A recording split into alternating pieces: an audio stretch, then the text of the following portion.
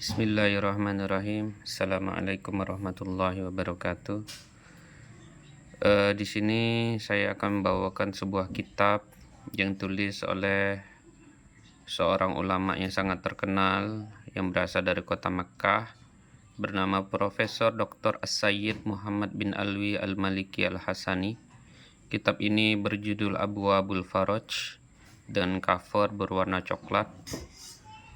Kitab ini menerangkan mengenai doa, wirid, dan amalan pemecah segala masalah.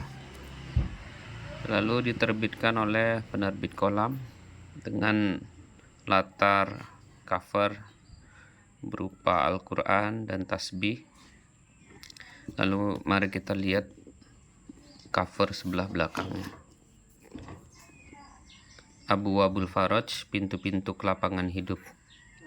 Jadi di sini dituliskan sebuah riwayat hadis yang diriwayatkan oleh Ibnu Hibban dan Al-Hakim yang bunyinya, jangan lemah dalam berdoa karena siapapun tak akan binasa bersama doa.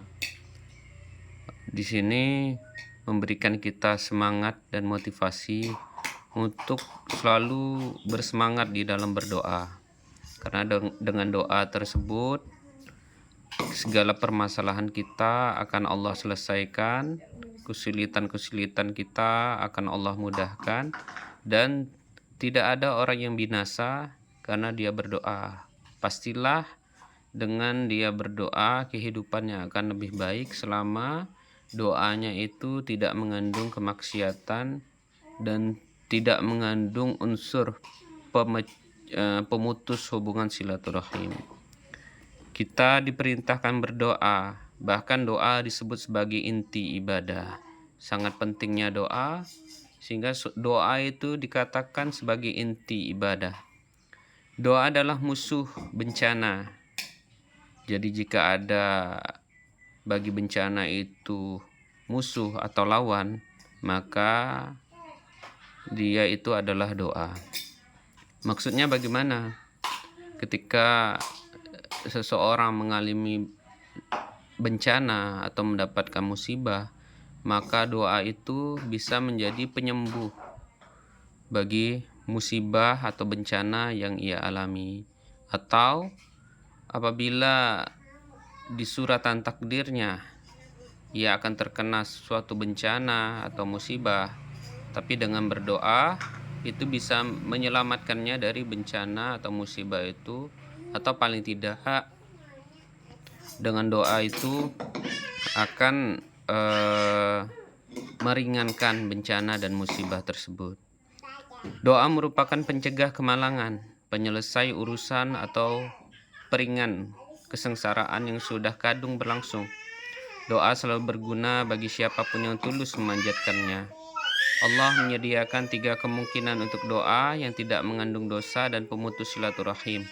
Disegerakan pengabulannya di dunia, ditabungkan di akhirat, atau dihindarkan dari keburukan yang setara. Jadi dengan berdoa, Allah akan mengabulkan doa-doa yang kita panjatkan itu selama tidak mengandung dosa dan memutuskan hubungan silaturahim. Apa contohnya doa dalam hal yang mengandung dosa? Misalnya doa ingin berzina misalnya, itu kan mengandung dosa, maka tidak akan Allah kabulkan. Begitu juga dengan pemutusan silaturahim. Dia memiliki hubungan kekerabatan dengan seorang, tapi karena benci dengan kerabatnya atau keluarganya itu, lalu misalnya dia melaknat keluarganya tersebut, sehingga hubungan silaturahim bisa terputus. Maka doa seperti itu tidak akan diijabah oleh Allah. Namun doa selain itu akan Allah kabulkan dengan 3 cara. Yang pertama, ada kalanya doanya tersebut segera Allah kabulkan di dunia. Lalu ada kalanya doanya itu akan ditabungkan baginya sebagai pahalanya di akhirat. Atau yang ketiga, dengan dia berdoa, maka Allah hindarkan dia dari keburukan yang setara dengan doa yang dia minta. Misalnya dia minta kaya, tapi ternyata ketika akan berangkat bekerja, di dalam suratan takdirnya ia mengalami kecelakaan, misalnya ditabrak oleh mobil atau segala macam. Tapi dengan berdoa tersebut mungkin Allah tidak menjadikannya kaya, tapi Allah selamatkan dia dari musibah tersebut. Jadi paling tidak kita harus selalu husnuzon kepada Allah Subhanahu wa taala bahwa tidak akan ada doa kita yang tersia-sia oleh Allah.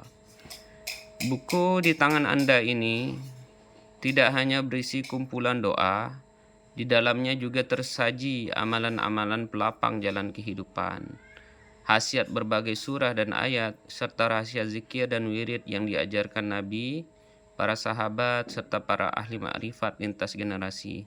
Sebuah warisan gemilang dari masa ke masa yang telah terbukti ampuh melepas belitan masalah psikologis, penyakit, utang, rezeki hingga kebahagiaan sejati. Inilah perisai sekaligus senjata bagi kaum mukmin. Dengannya semoga jalan hidup kita lebih seimbang antara rasional dan spiritual. Selamat membuktikan bahwa setiap masalah pasti ada jalan keluarnya. Di sini juga ditampilkan foto dari Sayyid Muhammad bin Alwi Al-Maliki. Bagi mungkin ada yang belum pernah melihat Sayyid Muhammad bin Alwi, ini fotonya, dan beliau telah wafat ya di tahun yang belum lama, masih rentang tahun 2000-an. Penulis buku ini adalah seorang ulama Haramain yang menjadi panutan luas di Indonesia, yang menjadi panutan luas karena banyak sekali muridnya yang berasal dari Indonesia. Bahkan Habib Umar sendiri, Habib Umar bin Hafiz yang ada di Yaman, itu termasuk salah satu dari murid Sayyid Muhammad bin Alwi bin Abbas Al-Maliki Al-Hasani, salah seorang zuriat Rasulullah SAW dari jalur Imam Hasan bin Ali wal Fatimah Az-Zahra. Keilmuan beliau tak diragukan dunia. Sayyid Muhammad telah meraih gelar PhD dengan penghargaan tertinggi dari Universitas Al-Azhar Mesir di bidang studi hadis pada usia 25 tahun. Jadi sangat muda sekali telah mendapatkan gelar doktoral dari universitas yang sangat terkenal, salah satu kiblat keilmuan umat Islam dari masa ke masa, yaitu Universitas Al-Azhar Mesir. Mungkin sekian dahulu